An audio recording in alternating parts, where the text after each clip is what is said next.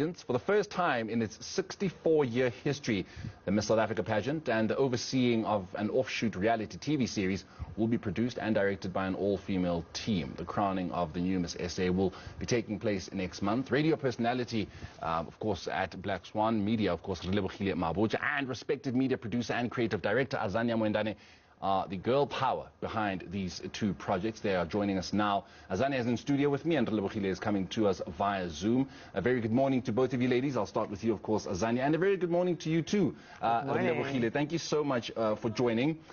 Azania, I mean, certain statistics, certain facts, you know, we would be wanting to celebrate and be like, oh my God, first black, all-female, 64 years, but it's actually quite unfortunate that that's what the facts are, that it's for the first time in 64 years. 64 years that no woman has been a creative director, no woman has actually produced a show which celebrates women in their greatness. And I think the misconception is that, you know, pageants are just about beauty and swimwear, but it really is about, you know, bringing forth an ambassador for a country, bringing forth an ambassador for women's rights, and for, you know, to empower women and for what they are, and showing other little girls that you can be whomever you want to be. And so for, you know, for men to have been the ones to kind of propel women, yes, it's good that men are doing that. It's not a bad thing. It's just that it's just, I think, shocking for everyone to realize that there's been no woman. And the fact that we are also black women in that is also something to be celebrated. So we're extremely excited about that. I can only but imagine. Relebohile, what goes into a production of this nature, especially when you consider now that all eyes are going to be on the product, the project, the outcome of it, because it is now being led by black women?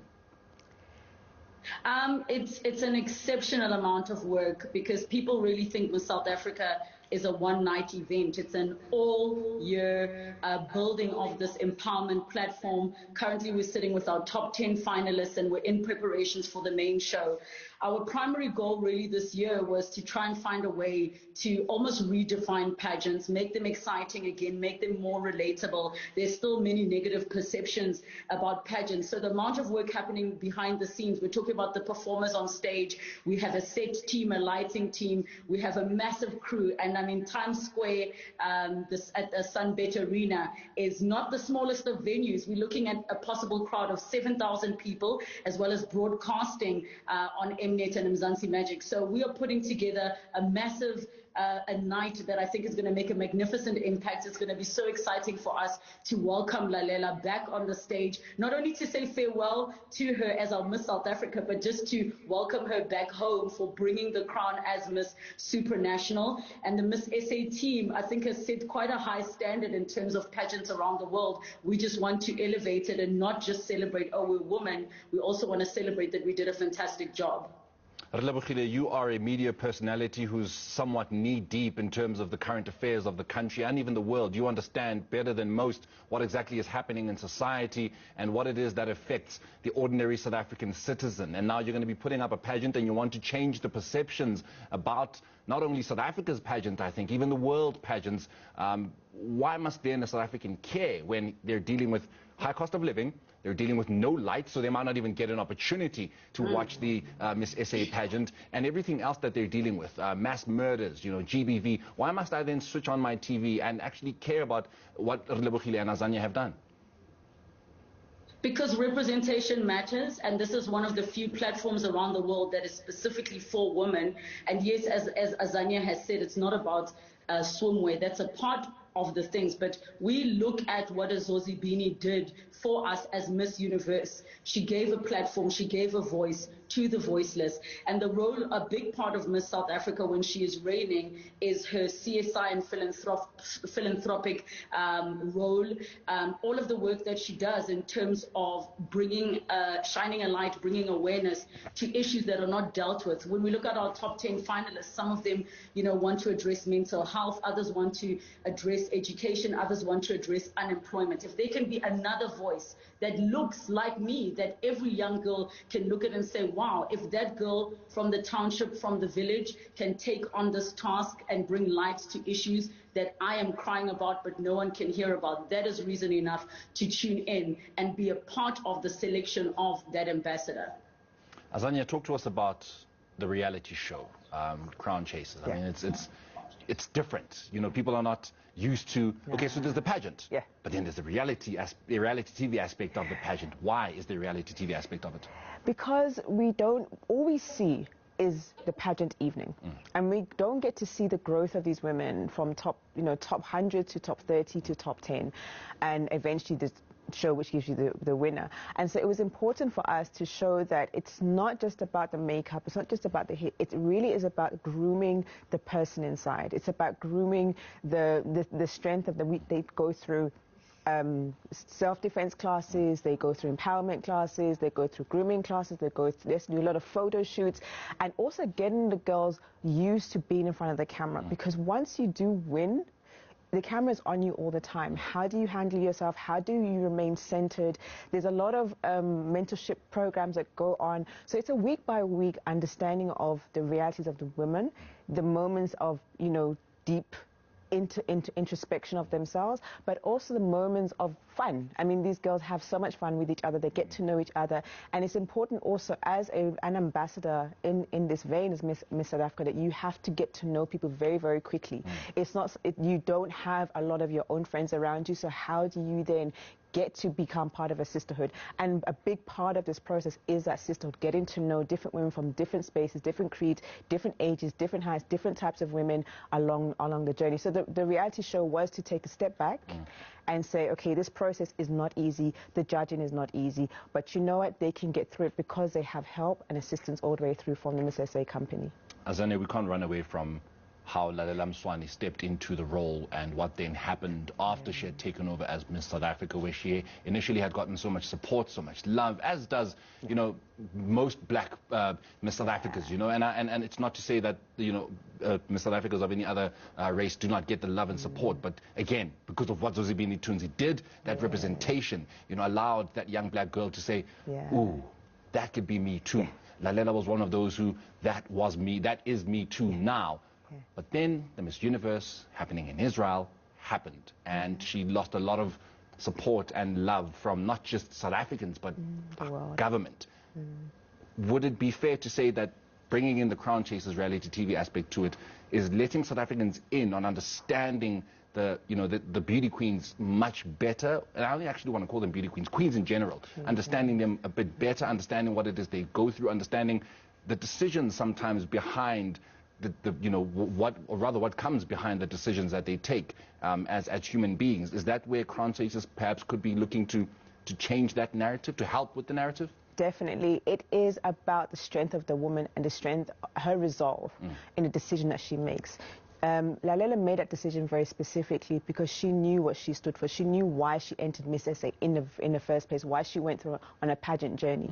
She knew that through a process of this nature, it opens her up to a lot of criticism, but a lot of opportunities. And for her, she knew that taking this step and participating in that pageant was, yes, it disturbed and disrupted a lot of people's values and where they come from. However, she knew that it would open up different levels of respect, and it will open up different levels of opportunities for her, and it showed the world that she was grounded in her decision and in who she was or who she is as a person. Now she's won Miss Supranational. It has said that wherever and whatever decision she makes, she's making it for herself first, but she also knows that there is somebody else that's watching, that's saying, okay, if she can make a decision that's very strong for herself, then I can do the same thing too. So it was really about, and this process of going through Miss SA teaches every single finalist to be strong in her resolve as to what step she takes next. Miss South Africa is primarily, I would assume, about the woman empowerment, making sure that, we put the woman and firstly what they go through, but also what they can be at the forefront, But what if a young boy is watching?